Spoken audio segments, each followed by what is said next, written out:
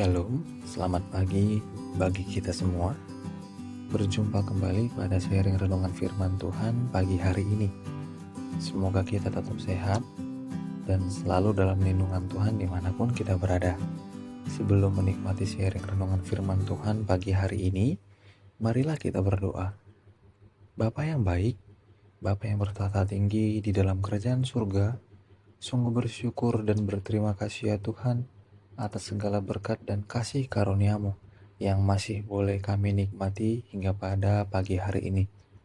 Ya Bapa, sebelum melakukan segala aktivitas kami hari ini, sebentar kami mau membaca dan merenungkan firman-Mu. Kiranya Engkaulah yang boleh menolong kami agar kami dapat mengerti dan memahami firman-Mu ya Bapa. Terima kasih Bapa, terima kasih Yesus, terima kasih ya Roh Kudus. Amin. Renungan firman Tuhan hari ini terambil dari Galatia pasalnya yang keempat, ayatnya yang keempat sampai ayat yang kelima. Begini firman Tuhan, tetapi setelah genap waktunya, maka Allah mengutus anaknya yang lahir dari seorang perempuan dan takluk kepada hukum Taurat. Ia diutus untuk menebus mereka yang takluk kepada hukum Taurat, supaya kita diterima menjadi anak. Amin. Kita akan belajar dari ayat ini, mulai dari bagian pertama, yaitu tetapi setelah genap waktunya. Hal ini menandakan bahwa suatu peristiwa ini dibuat dengan cermat dan dipersiapkan dengan tepat. Rencana Tuhan dilaksanakan hingga detil terakhir. Ketika saatnya tiba bagi Mesias untuk dilahirkan, hal itu bukanlah suatu kejutan atau suatu kebetulan. Itu tepat pada waktunya.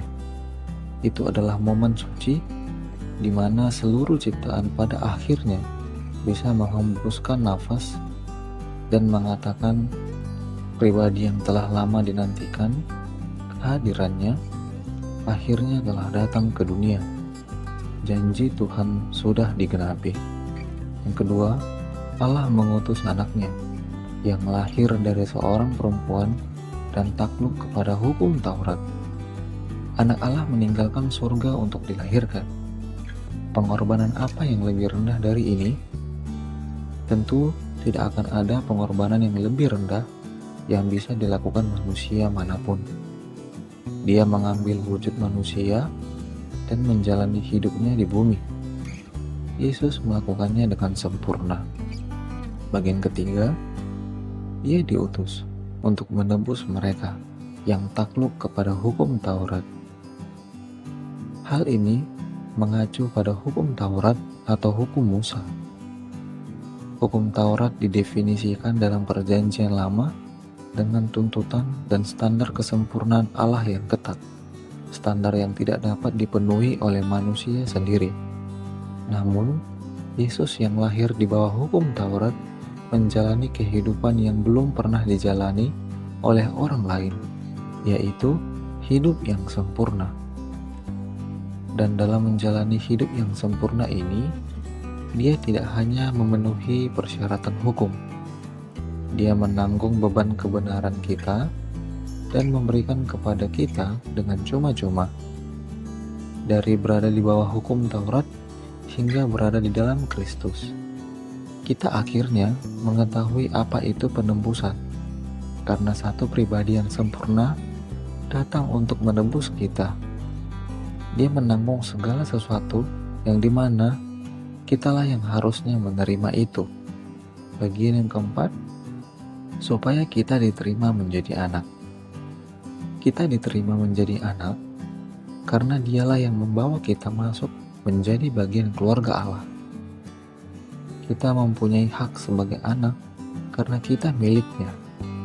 Menjadi seorang anak ini tidak dipaksakan, tidak diwajibkan, tidak karena desakan maupun tekanan. Ini adalah sebuah undangan dan kita mau menerima undangan tersebut atau tidak. Namun yang perlu kita ketahui adalah tangan Tuhan selalu terbuka untuk menerima kita masuk sebagai anak-anaknya. Apakah kamu siap untuk menerima undangan itu dan masuk ke dalam keluarga Allah? Apakah kamu siap menerima kebenaran yang Yesus berikan untuk kamu miliki? Itu adalah hak kamu untuk menerimanya. Kita tidak perlu menunggu lama jika kita ingin menjadi bagian dari keluarga Allah. Karena kita hanya butuh sebuah kalimat, "Tuhan, aku percaya bahwa Yesus adalah juru selamatku." Maka, marilah mulai hari ini merenungkan sebuah pertanyaan.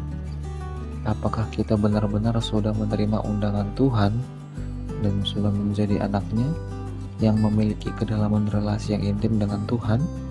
Baik jawabannya sudah maupun belum, lihatlah tangan Tuhan selalu terbuka untuk menerima kita menjadi anak-anak kesayangannya yang selalu dapat percaya kepadanya dan selalu mengandalkannya. Marilah kita masuk dan nikmatilah suasana keluarga Allah yang penuh damai dan sukacita itu. Amin. Mari kita berdoa. Ya Tuhan, terima kasih atas firman-Mu yang telah kami baca dan renungkan pada pagi hari ini. Ya Yesus, terima kasih telah memberikan segalanya sehingga kami bisa menjadi anggota keluarga Allah. Kami telah dibenarkan oleh-Mu dan Engkau adalah korban yang sempurna.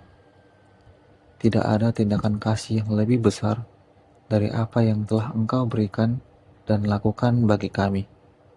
Sekarang kami bisa menjalin hubungan yang intim dengan-Mu.